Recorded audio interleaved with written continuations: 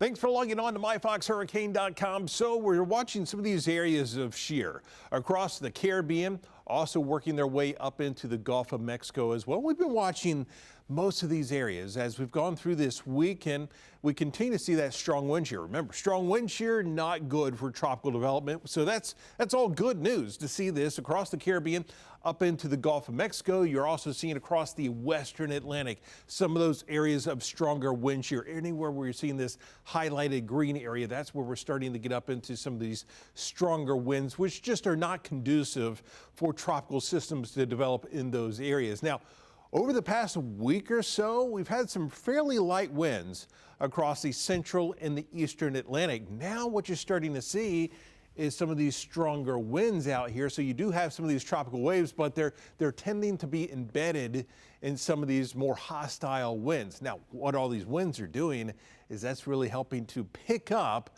a lot of that sand and that dust off the African continent, and that is what we call that Saharan air that is working its way across the Atlantic. So that will continue to be an issue as we go through the next several weeks, but we do have some very warm waters in place. So a lot of the ingredients are there. I mean, we've got the warm waters, we've had the light winds over the past week or so, but it's been that Saharan air. Now we're seeing a lot of the strong winds and the Saharan air. So we've got two things really helping to keep things quiet for now. Now there's that dry air working its way across the central and the eastern Atlantic. You can see that leading edge of it is heading towards the Bahamas, could be reaching Florida as we head into the weekend. That may have somewhat of an impact on our rain forecast as we go through the weekend as well. You may also notice that somewhat hazy look to the skies as some of that dry air works its way in. So the high sitting to the north of that is what is just helping